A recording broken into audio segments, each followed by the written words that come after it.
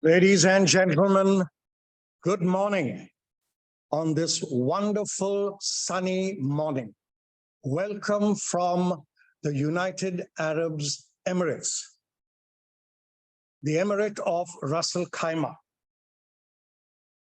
Now, this is our first webinar in the DiaBeat series.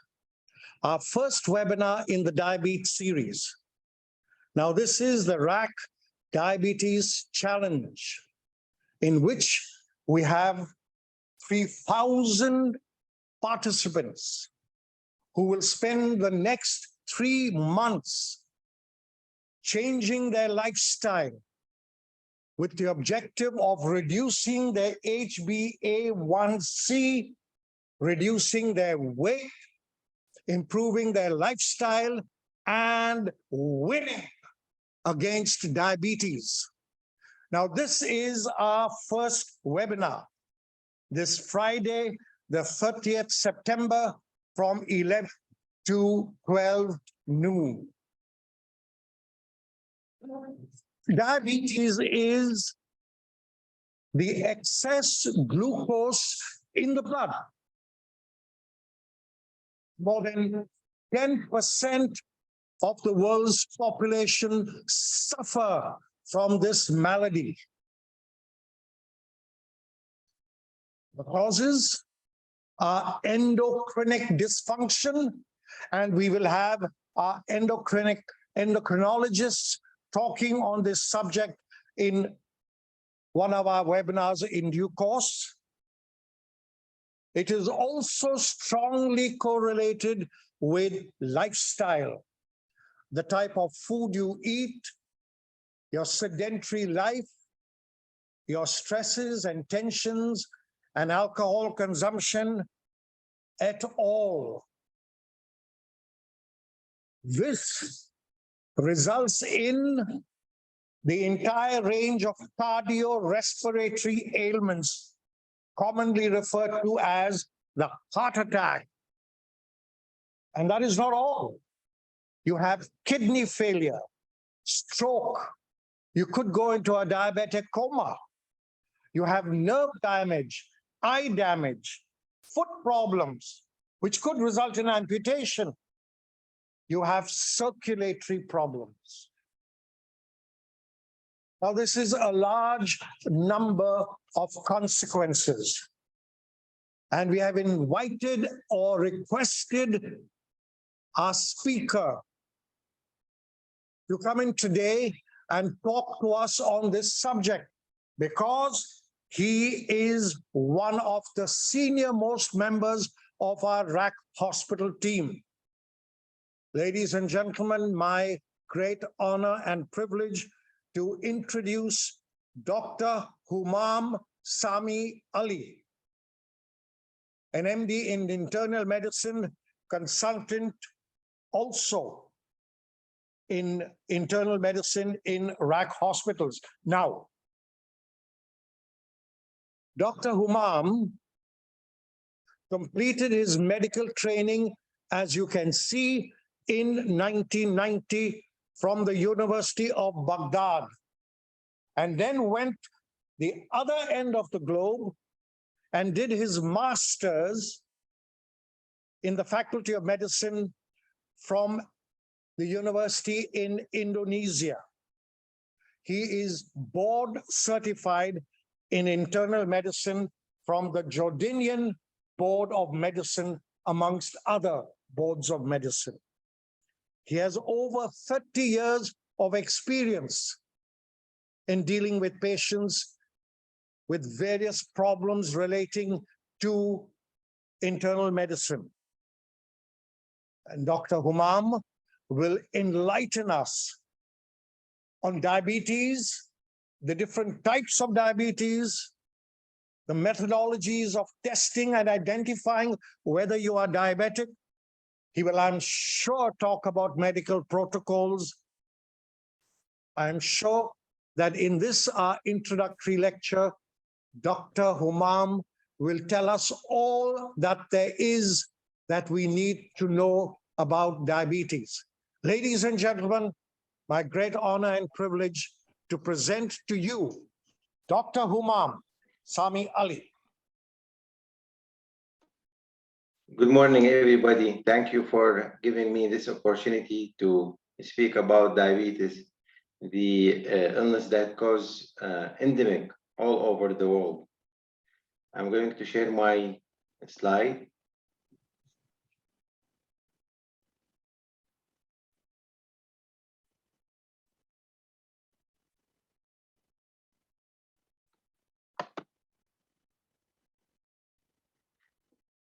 The title of this presentation is Winning Against Diabetes. What is diabetes? We know when we have our food. Yes, you can hear me well? Yes, sir, we can read it very clearly. Great. Yeah, when we have our food, mainly containing carbohydrate, which is our source of energy. This carbohydrate is broken down into sugar, glucose, that is released in the bloodstream. This glucose is used by all the cells of the body for energy. To leave the bloodstream and enter the cells, this glucose needs insulin to unlock the doors of the cells in order to allow the glucose to move inside. Without insulin, glucose will accumulate in the bloodstream.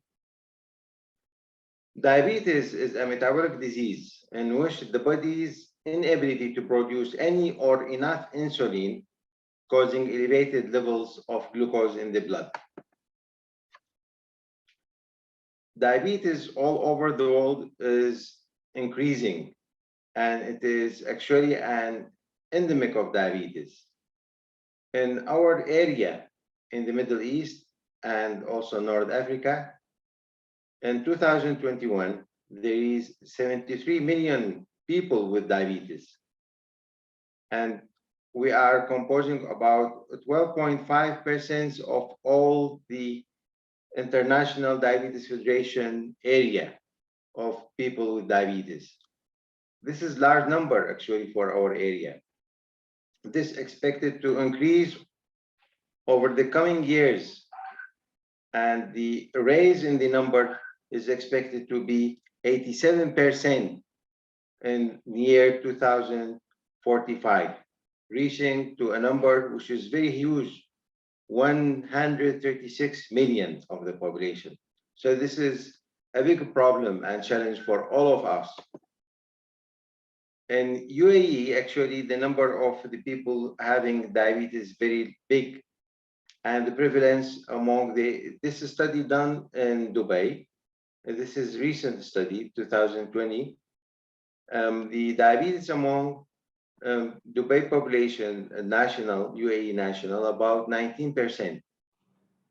Among expat, it is about 14.7%. The total number, the expat and nationals, about 15.2%. This prevalence actually is huge. So how is diabetes diagnosed? We are using the criteria set by the American Diabetes Association, which is implemented all over the world. To be simple, the fasting sugar more than 126 milligram per DL, or postprandial, what we name it, 2 hours after meals, more than 200 milligram per deciliter, and HbA1c, which is the glycated hemoglobin, which are used as a measure of the average sugar over the last 3 months, more than or equal to 6.5%. So this is the criteria of diagnosing diabetes. What is the types of diabetes known? Generally speaking, we have 4 types of diabetes. Would we name it type 1 diabetes? We will speak about each one separately. Type 2 diabetes, we have gestational diabetes, and there is a specific group, specific types of diabetes. In type 1 diabetes, there is an autoimmune attack on the pancreas, destructing the beta cells which produce the insulin. This leads to total destruction of the beta cells, leading to an absolute insulin deficiency. So type 1 diabetes is actually an insulin deficiency. Previously, we call it insulin-dependent diabetes. Usually, the onset in childhood or young age people. In adult, type 1 diabetes accounts for approximately 5% of the diagnosed cases of diabetes. This, the underlying cause of diabetes, actually, we don't know exactly, but there is a predisposition to diabetes, genetic factors, and also something um, contributing to the development of diabetes, like whether changes in environmental factors, viral infection. Together with the genetics, patient can have diabetes, type 1. Type 2 diabetes, this is due to a progressive loss of the beta cell function secretion. And this usually in a background of insulin resistance. So in this condition, we have a functioning pancreas, but the beta cell function regress gradually, or there is actual resistance to the function of the insulin in the body. This usually related to the increase in the body weight and the amount of the fat in the body, causing insulin resistance, together with other factors. It is the most common type of diabetes among adults, contributing about 90% of the cases. Used to be called previously non-insulin dependent diabetes because it can be managed with oral medication rather than only insulin. Body produces insulin but doesn't use it properly. Glucose doesn't move into the cells, they accumulate in the bloodstream. This is either related to the amount of the insulin or resistant of the function of the insulin. Symptoms, when they do occur, usually they occur gradually, and sometimes they are ignored by the patient because it comes slowly and cannot be seen frankly by the patient. The third type of diabetes is the gestational diabetes. Diabetes diagnosed during the second or third trimester of pregnancy that was not clearly overt diabetes prior to gestation. So a pregnant lady who are developing high sugar during the second or third trimester, we name it as gestational diabetes, provided this patient was not known to be diabetic before pregnancy. Family, usually the case of gestational diabetes are more common for patients who have family history of diabetes or patients who are obese or overweight prior to pregnancy. Having gestational diabetes puts the patient at risk of developing type 2 diabetes later after pregnancy. Patient who gave birth to a baby more than 4 kg body weight puts them at high risk of developing type 2 diabetes later in their life. 18 out of every 100 pregnant females will develop gestational diabetes. We have specific types of diabetes. This is due to other causes: monogenic diabetes syndrome, usually genetic, neonatal diabetes, and maturity onset diabetes of the young, which we name it Moody. Other types of diabetes related to disease of the exocrine pancreas, such as cystic fibrosis and pancreatitis, leading to destruction of the pancreatic beta cells as well. There is other form of diabetes related to drug or chemical exposure, and this what we name it drug-induced diabetes, like glucocorticoid, or there is other medicine that is used in HIV or that were used in organ transplantation. What is prediabetes? We know now diabetes, there is a criteria of diagnosing type 2 diabetes. If the sugar is in the middle, in between normal and the range of diabetes, we name it pre-diabetes. There is a criteria for it. The fasting sugar is between 100 to 125 milligram per deciliter, or the postprandial sugar 2 hours after meal in between 140 to 199 milligram per deciliter, or the hemoglobin A1C above the normal range but less than the diabetic range, that is 5.7 to 6.4%. Testing for prediabetes and other type 2 diabetes in asymptomatic people should be considered an adult of any age if the patients are overweight, that's to say body mass index more than 25, or obese. And this patient should be tested for diabetes or prediabetes, and especially if they have other additional risk factor. For all people, testing should begin at the age of 45 years of age. If tests are normal, repeating testing should be carried out at a minimum 3 years interval. What is the risk factor for developing diabetes? We said overweight and obesity.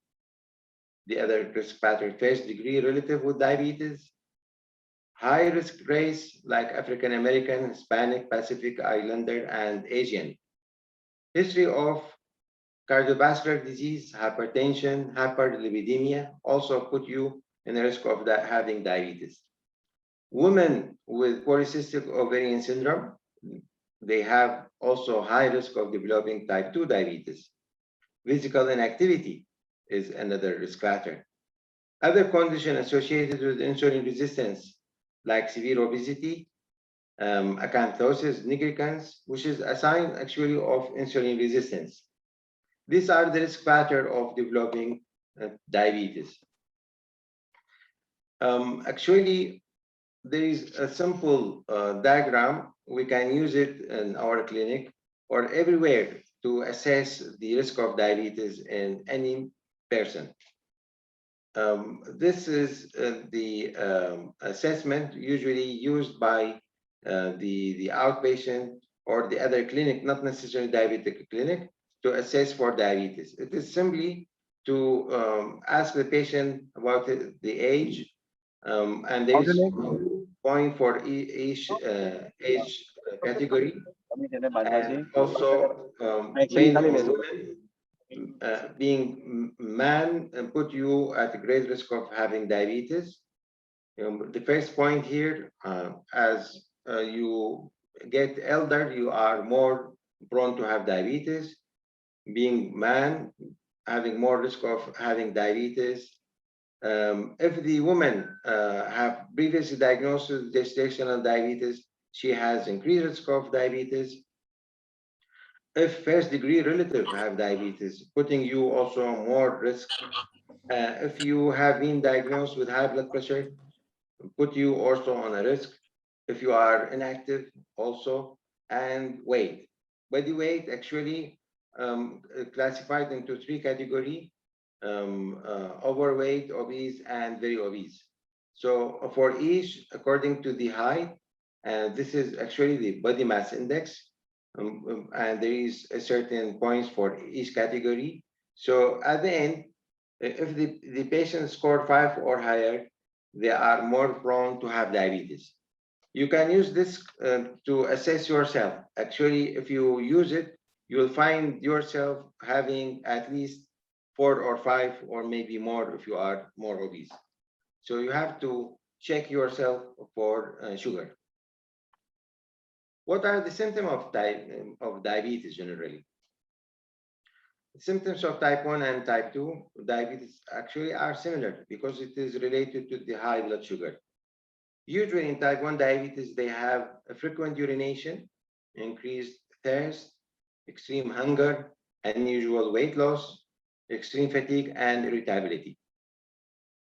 Type 2 diabetes, the same previous symptoms, together with they are more prone to have a frequent infection, high sugar causing them blurred vision, high sugar causing them more prone to poor hearing, cuts and bruises, tingling and numbness in the hand and feet, recurrent skin, gum, or bladder infection. Urinary tract infection, frequent urinary tract infection is one of the signs of diabetes. How is diabetes managed? Actually, diabetes, sorry, there was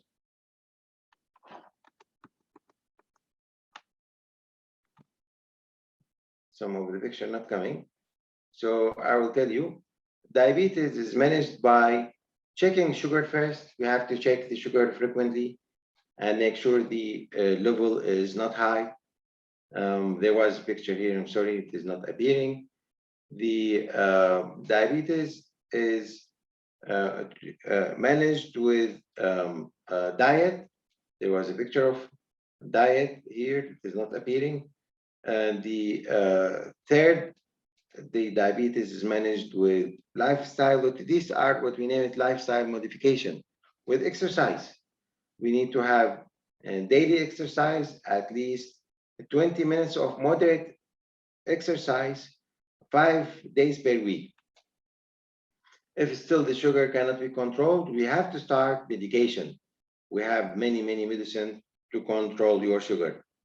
The last thing, we have to be under supervision of the dietitian or physician to have a frequent check and have the advice from skilled personnel how we can manage diabetes. So in each clinic visit, the anybody, patients, or even the any person who outside the want to have more information, they should have this information about what to be expected during the visit and to the diabetic clinic. First of all, we need to check for the glycemic control. Glycemic control is through the checking HbA1c. The second, the B stand for blood pressure. We have to check blood pressure should be controlled. And the C stand for cholesterol. So these are the ABC of every diabetic visit, diabetic clinic visit. Why we check these three things beside the other investigation? These are because diabetes actually makes you prone to have cardiovascular disease. So we have to control sugar, control blood pressure, control cholesterol to avoid having cardiovascular disease and heart attack. So in each visit, we have to discuss the findings, especially the glycemic control. And this should be discussed with the patient, and together the doctor and the patient can share the plan, how we can manage and what can be done further to control diabetes. What is the usual timing and the frequency of HbA1c testing? Usually, HbA1c test done at least 2 times per year in a patient who meeting the treatment goals and who are stable, have stable glycemic control. HbA1c test should be done quarterly, that is every 3 months, in patients whose therapy has changed or they are not meeting the glycemic goals. Point of care testing of HbA1c provides the opportunity for more timely treatment changes. That is to say, if the patient and his visit showing very high HbA1c, we should have immediate action. We should control the sugar at least in the coming 3 months. So we should control diabetes and set a goal and also have a plan in each diabetic visit. I mean diabetic clinic visit. What is the HbA1c goal? A reasonable HbA1c goal for many non-pregnant adults is less than 7%. There's a glycemic target, we can say. These are simply, first of all, we said HbA1c less than 7, fasting blood sugar in between 80 to 130 milligram per deciliter, blood sugar 2 hours after meals, that is the postprandial, less than 180 milligram per deciliter. These are our glycemic target for any patient managed for diabetes. The provider might reasonably suggest more stringent HbA1c goals, such as less than 6.5, not 7, for selected individual patients, if this can be achieved without significant hypoglycemia or other adverse effects of treatment like polypharmacy. We know that in management of diabetes, we need to use more than one medicine. If the patient have polypharmacy, we accept the less than 7% level. Appropriate patient might include those with short duration of diabetes. We can set the goal less than 6.5. Type 2 diabetes treated with lifestyles, patients who are only doing lifestyle and they can manage their diabetes, we can try to get them down less than 6.5 without medicine. Patient on metformin only, also, we can advise them if they can do more to get this target. If the patient is still young and the life expectancy is long, better to set the target to less than 6.5 to avoid complication of diabetes later in life. Or if the patient have no significant cardiovascular diseases, we also can try to have a stringent diabetic control. So there should be individualization of the glycemic target. That's to say, less stringent HbA1c goal up to less than 8 is accepted sometimes and can be appropriate for patients with history of frequent hypoglycemia, or the patient have limited life expectancy. Those who have advanced microvascular disease or macrovascular complication of diabetes, we can allow the sugar to be little bit not controlled, we can say up to 8. Patients who are having extensive comorbid conditions, also we can set the goal to less than 8. Long-standing diabetes in patients whom the goal difficult to be achieved despite diabetes self-management education and appropriate monitoring and effective dose of multiple glucose-lowering agent. Also, we can accept a relaxed target. So this is the way we manage diabetes and individualization according to the patient criteria.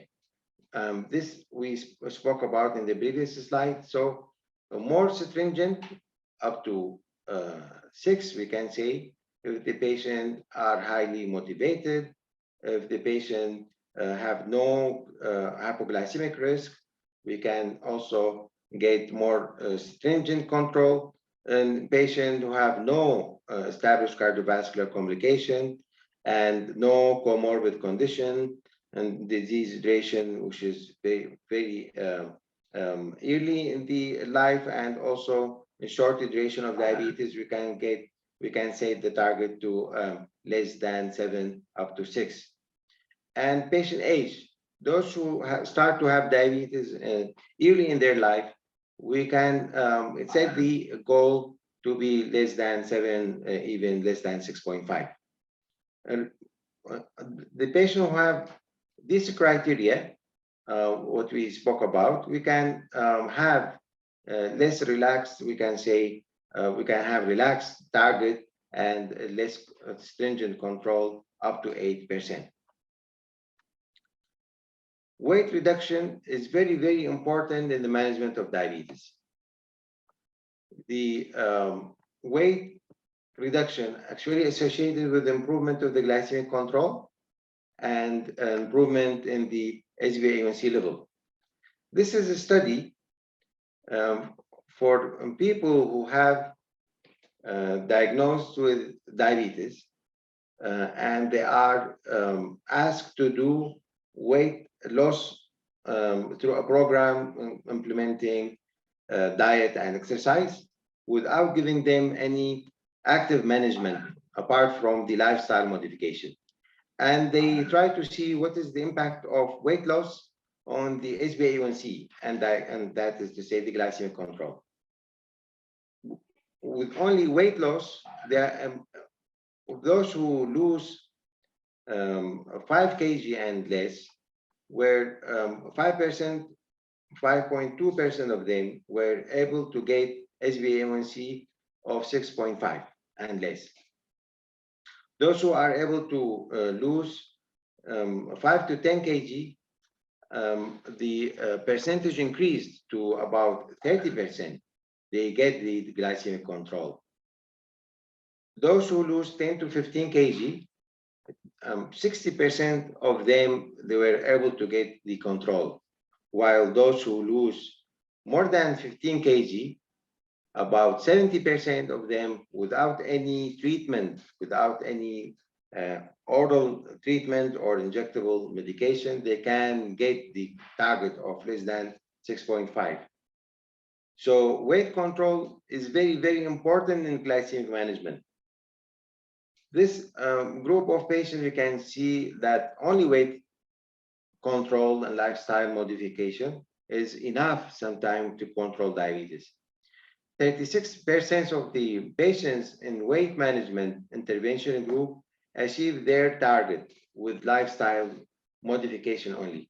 60% of the patients in the intervention group were managed their type 2 diabetes without use of any medication. So weight loss is very important in the management of diabetes. That's why the guidelines emphasize the importance of weight management in the treatment of diabetes.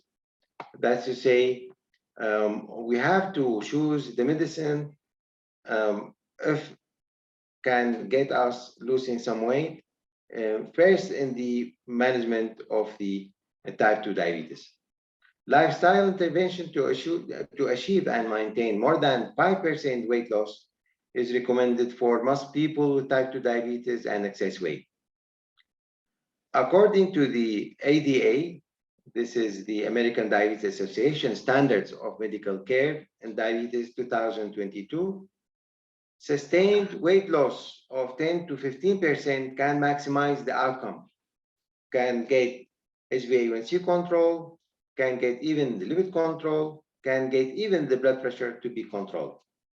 This also was implemented and emphasized by the European guideline. So the consensus report recommends considering the impact of weight when choosing a glucose lowering agent. So we have to choose agents that can induce weight loss together with the glycemic control.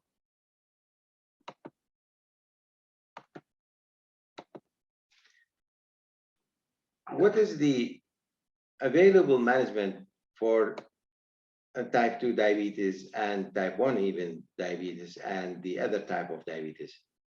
There was a huge advances in the last 20 years, we can say. We know that insulin was discovered in 1920, in the last century, the beginning. Insulin was the only management for some time until sulfonylurea discovered, and then we don't have any treatment, only insulin and sulfonylurea for many years.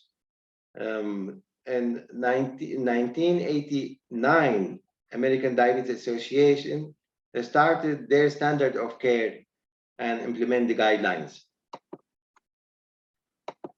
After 1990, we have many agents, the anti-hyperglycemic agents that can control diabetes discovered.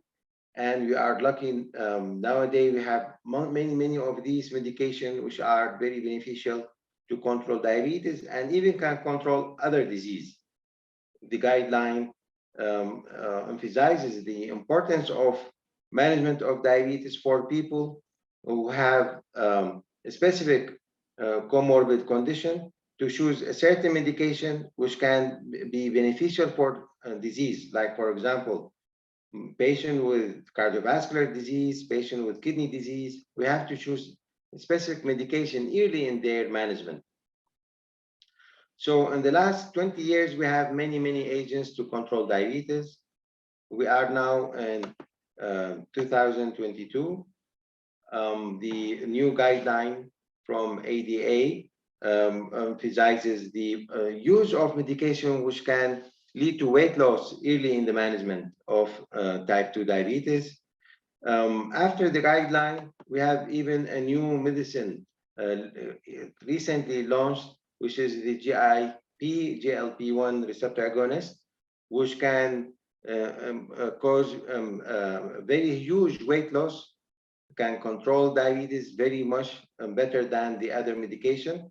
And the patient can have both glycemic control and weight control. This medicine is a very good introduction to the management of diabetes. And in the future, we will see many patients taking this medicine to control both diabetes and sugar.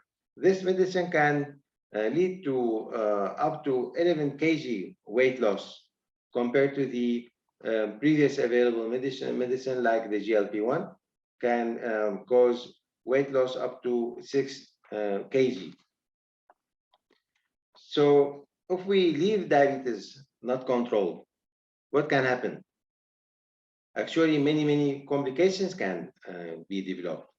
These complications can be divided into acute complications and chronic.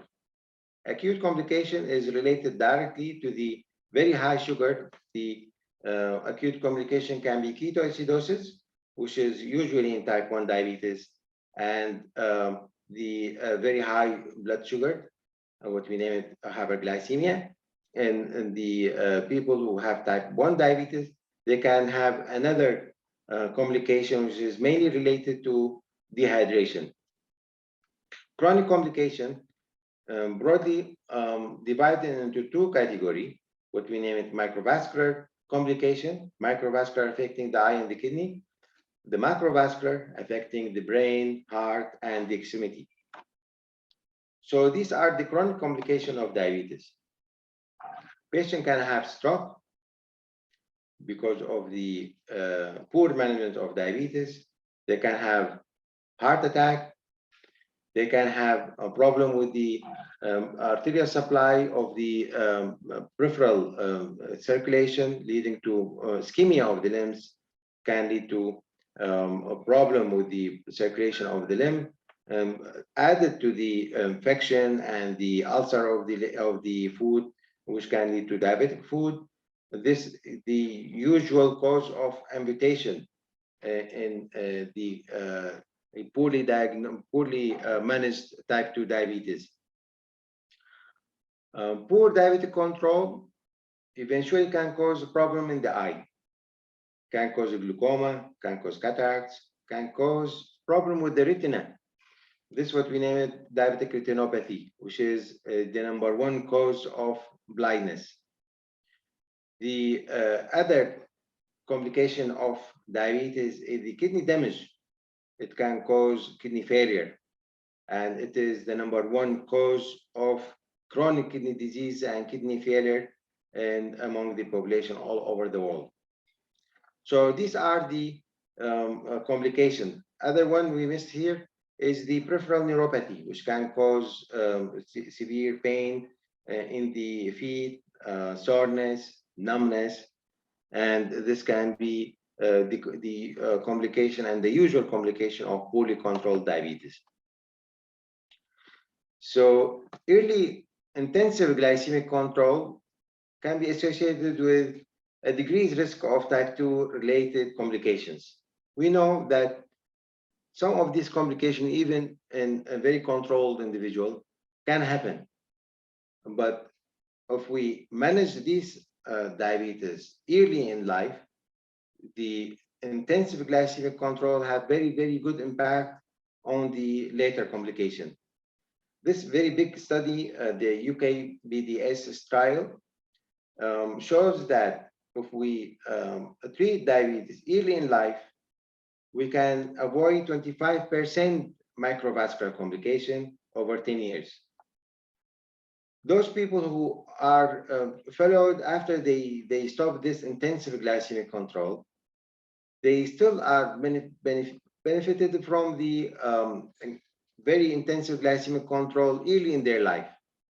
After 20 years from the beginning of the intensive glycemic control, still the microvascular risk decreased by 24%.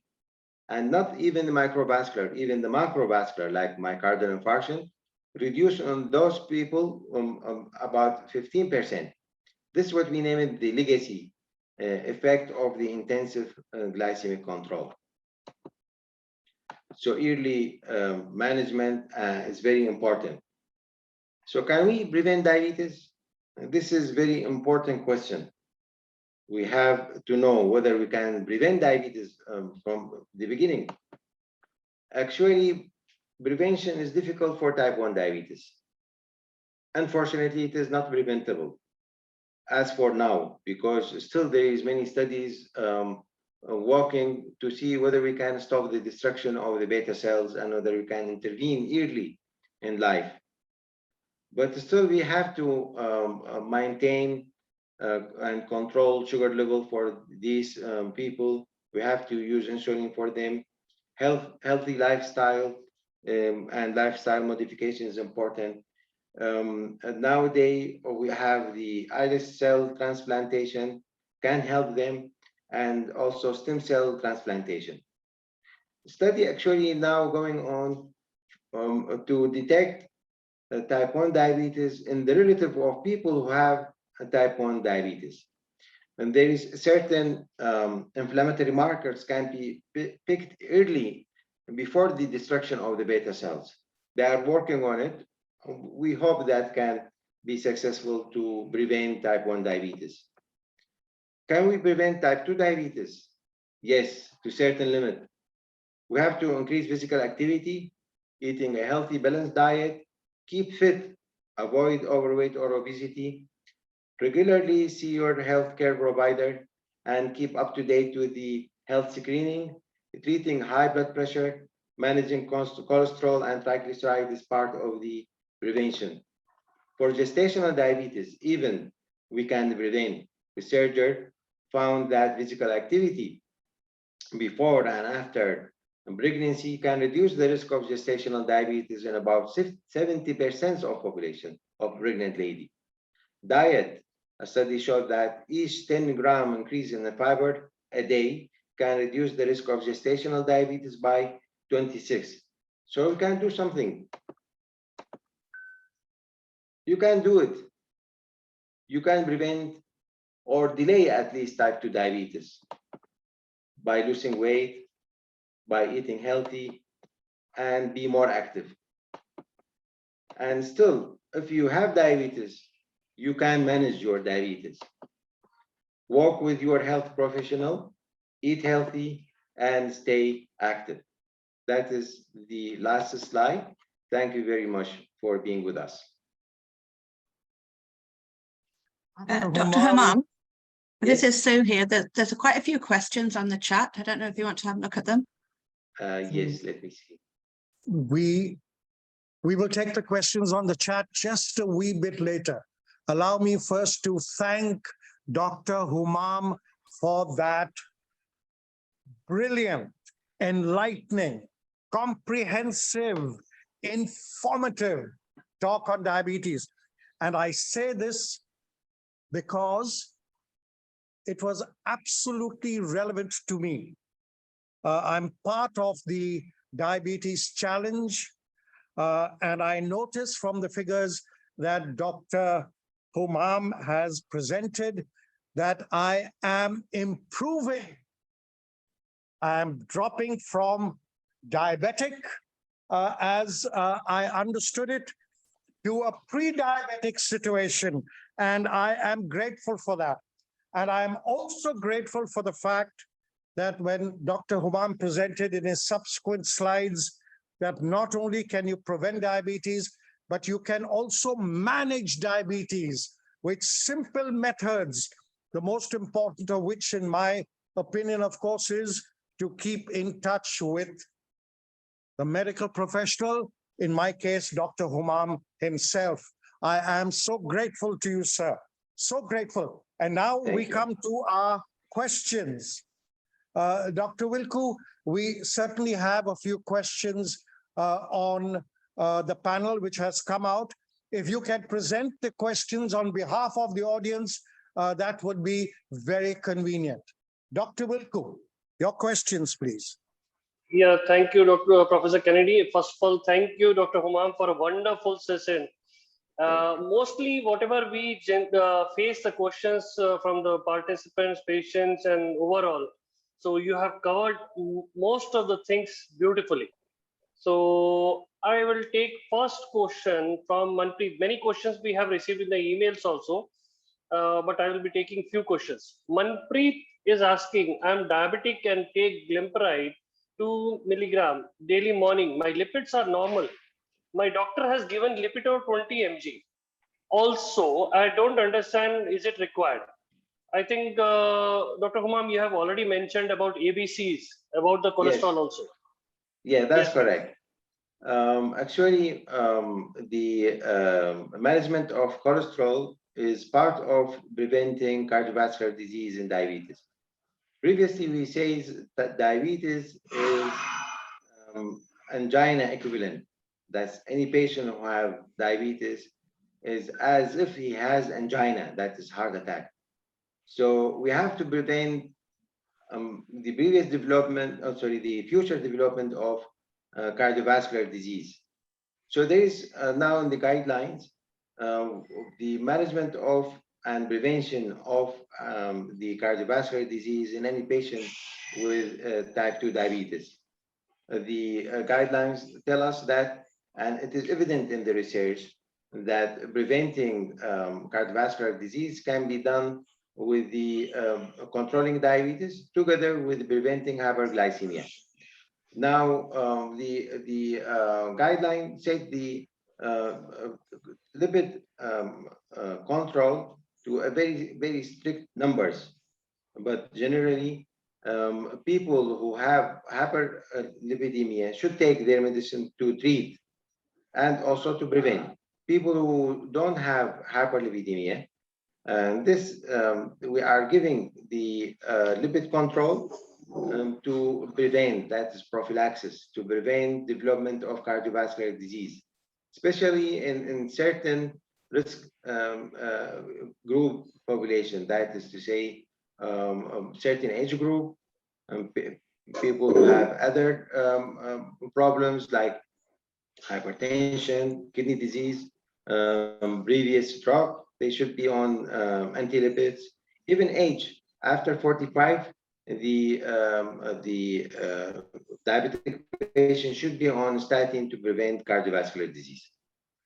I don't know the age of the patient, but it looks like we have some certain risk factor to be on statins. Right. Thank you, Doc. There is second question. My mother is pre-diabetic. Her Sahaj is asking, my mother is pre-diabetic and has a thyroid problem as well. She is given metformin 500 twice a day and thyroxine 100 milligram daily morning. What would you suggest her? Yeah, actually for pre-diabetes, usually we encourage what we name it lifestyle modification before we start medication. The research and the trials shows that lifestyle modification produce very good glycemic control, especially for people who have pre-diabetes. It can actually bringing them down to the normal level. But in this lady, she has thyroid disease. Her metabolic problem is there. She can not have a good metabolic process in her body because of the hypothyroidism. She's already on treatment. It is appropriate to have metformin together with lifestyle modification. Still, lifestyle modification is important for her. Metformin, yes, it is indicated to prevent the progression of pre-diabetes to diabetes, especially if the patient is unable to do more lifestyle modification, exercise, and diet. Yeah, and that too, thyroxine of 100 milligram is a good dose. Third question, Mr. Sohib is asking, my age is 29. Currently, I don't have any health issues. Once my random sugar came 178 milligram per deciliter, what should be my concern? I am obese and also have a very strong parental history of diabetes. He is concerned about his health. Yeah, this 178, if it is fasting sugar, this is a range of diabetes. We have to do another checking for the fasting blood sugar and another occasion to check whether still the sugar is more than 126. If it is more than 26, fasting sugar, this is a range of diabetes. If it is a random, it is high. It could be a pre-diabetes. So we have to check on another occasion whether the sugar is still high. And also we can ask for the HbA1c to see whether it is in the pre-diabetic or diabetic range. So for this individual, he already have a background of family history of diabetes. He's obese. He's at a great risk of developing diabetes. So he should work with his healthcare professional to have the diagnosis and the management. Yeah, thank you, Doc. Sapna is asking, she is directly asking her personal question. She is taking 1 gram of glucophage in night for past 1 month, but my morning sugars are still very high between 140 to 150. I have an issue of high morning sugars, so she is confused. Is the medication right? And her HbA1c is 7.6. Yeah, actually, at this level, metformin, especially in this once daily dose, is not enough. And this level, we require more than one medicine, a combination medicine with metformin, and to control diabetes, together with lifestyle modification. This level means that her diabetes is uncontrolled. She should work with her healthcare professional to improve the diabetic control. Usually, we don't wait to have a complication for diabetes. We have to set the goal of improvement within 3 months. This level is high and should be treated with a better management. Metformin alone in this dose is not enough. And she has started intermittent fasting also. So will it help her? Or? Can help, but still her medication is not enough. At this level, she needs a better medication, a combination medicine can be used. There is many other category of anti-diabetic medication can be added to the metformin to improve her diabetes. Still, over medication can help in controlling her diabetes, but there is other option. There is the injectable GLP-1. It is not insulin. It can be used once daily or once weekly. And nowadays we have even an oral GLP-1. It is a very good category of diabetic medication. It can help in diabetic control, can help in weight loss. It can help also in controlling cholesterol, can help in controlling blood pressure, can even help in fatty liver disease. So she has many options. She should not stay on this dose. She should go to her healthcare professional to improve her diabetes. Yeah, true. But should not do a self-medication. Dr. Veena is asking, does stress cause fluctuating of blood sugar levels? And it makes difficult in controlling. Yeah, of course. Stress actually increasing the hormone in the body that can increase sugar. These are the glucagon and also the what we name it the suprarenal glands, the adrenal gland. These are the stress hormone, which are actually increasing the level of the sugar in the body. So we hear many people, they say that they develop diabetes after a stressful situation. Actually, this stressful situation make them having more frank high sugar. They have the background of high sugar, but the stressful condition make it high to be discovered. So the stressful situation in diabetic patient those who are on treatment, usually stress increase their sugar. And we know that people, especially this is very evident in type 1 diabetes, who are having exam, for example, their sugar go up. Other stressful condition, for example, the infection, it can, any infection can increase the sugar. This is a stressful condition in the body. Emotional stress by itself can also lead to high sugar. Yes, yes, Doc. Serene is asking, I think she's mentioning about HbA1c 6.9. I'm not taking any medicine yet. If I reduce it by change of lifestyle, is it okay? Or should she wait for 3 months? And any specific food control? Serene, I would just add, because next session will be coming for a diet management for diabetes, specifically diabetic diet. So that will be answered very well. But only 6.9 with lifestyle medication, Dr. Humam will suggest you better. Dr. Humam. Yeah, if she is just recently discovered with this level, we can allow her to have the chance of doing very active lifestyle modification. If she can manage to lose 5 to 7% of her body weight, current body weight, maybe she can have a regression of this level down to the pre-diabetic or the normal level. So if she is diagnosed recently with this level, she can manage without medicine, although it is 6.9 is still high, but she can manage, she can do. We have a lot of trials proving that lifestyle modification can actually reduce the sugar down to a normal level. So if she can Doc, have lifestyle, sorry, Doc. Serene is saying she's having the 6.9 from since last 8 years. That means it's not a new diagnosis. Yeah, if this is the story, then she might have previous trials to reduce it, to control it with lifestyle, but it was not successful. Then she will require medication. She needs to start. Oral medication can help her. Together with the help of healthcare professional, she can manage. Oh, sorry. Now, actually, what she's saying last year, okay. Earlier it was 8, now it is 6.9. So the lifestyle change is helping her. Yeah, if she can do more, she can improve it. But still, this 8 years, this is actually a long period. She is exposed to the high sugar, and this, you know, diabetes is a systemic disease.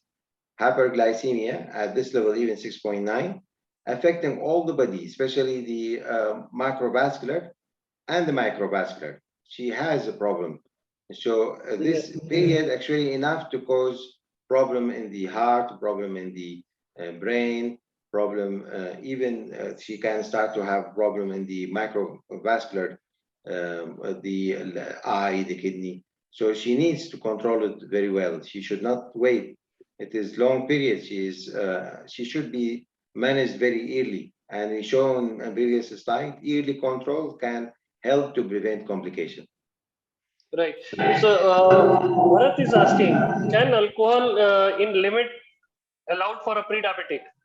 And second question, during for the exercise, I think this can be answered during the next sessions. Cardio exercise or weight training is better for the diabetes management.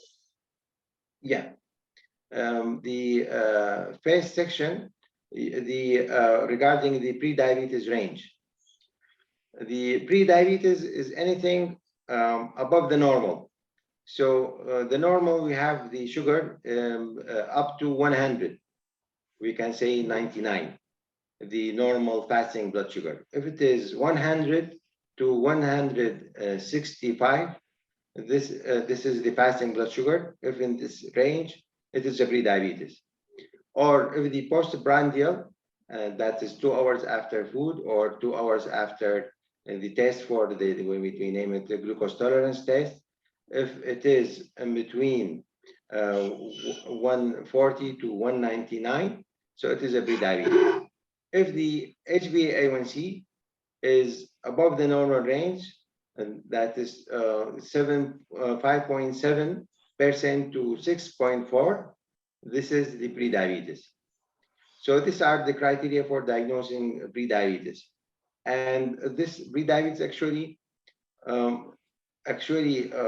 should be treated, should be managed, and should be taken seriously, because at this range, still complication can happen. And complication in the heart, in the brain, that's stroke, heart attack, and even a problem of the peripheral circulation can happen. So it should be taken seriously and should be managed. Yeah, The thank you. second section, yeah, regarding the exercise, actually any exercise can help. Anything. As far as you are doing it regularly, and moderate intensity exercise, at least 20 minutes per day, 5 days per week. So any exercise, brisk walking can help. That's the best one, the best exercise. Doc, my personal question, because we have been seeing a lot of news about Mounjaro. What do you suggest about Mounjaro? Because people are starting taking using this for weight loss. Yeah. Mounjaro is a new diabetic medication. It is not for weight loss. Still, it is not used for weight loss. The company is not launching it as a weight control medicine. It is an anti-diabetic medicine. It is a combination GIP, GLP-1 receptor agonist. Very, very helpful in controlling the sugar and weight. It can produce very significant and very good weight control, about 11 kg weight loss in the period of the study, which is over 60 days. So very, very beneficial for weight control, together with controlling diabetes. This medicine is used as a once weekly injection. It is recently launched in UAE. We are the second country after USA using this medicine. It is good, but we cannot say that it is for weight management. We give it for people who have diabetes to control both diabetes and weight. Even for only controlling diabetes without being obese, it is very beneficial. Yeah. Thank you, Dr. Humam. It was a wonderful answers you have given for all the queries. We would like to have another sessions with you also. And Professor, over to you. Yes, I add my thank you to Dr. Wilkos. Thank you, Dr. Humam, and I will thank you again before the end of my little thank you talk right now. Friends, I've noticed that there are questions on intermittent fasting. I noticed there are questions on alcohol. I noticed that there are questions on weight training or exercise. All your questions, medical and lifestyle, will be answered during this 12-week challenge period. We have a webinar every week. We will be releasing to each one of you, each of our 3,000 registered participants, we will be releasing a weekly health tip. You will get all the information that I believe that you require.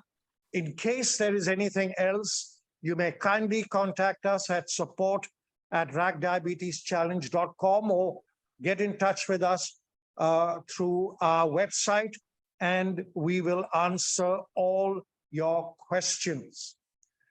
I want to thank you all, our participants. Thank you very much for not only participating in the challenge, but specifically for participating in this webinar. I can assure you that I benefited, and I'm quite sure every one of you would have benefited also. My thanks to the organizers, my team in Rag Hospital, the IT team, the marketing team, the wellness team, the medical team. I want to thank you all, but my most grateful thanks is reserved for Dr. Humam. Thank you very much, sir. That was brilliant. Very welcome. In a simple way, you explained a complex subject, and there can be no better indication of expertise rather than except simplicity. The fact that you explained such a complex subject in such a simple manner that every one of us who were listening could understand, we are deeply grateful. Thank you so much. Friends, our you. next webinar will be conducted 7 days from now. The topic will be, I believe it is the diabetes diet. We have our head of nutrition who will be presenting this. There was a question over here on intermittent fasting and many more questions on the diabetes diet. Please log in on Friday, the 7th from 11 a.m. and we will answer your questions. In the meantime, please know that all our webinars will be uploaded on our site so that you could see it at leisure anytime at your convenience. Ladies and gentlemen, thank you so much and have a great Friday. Thank you.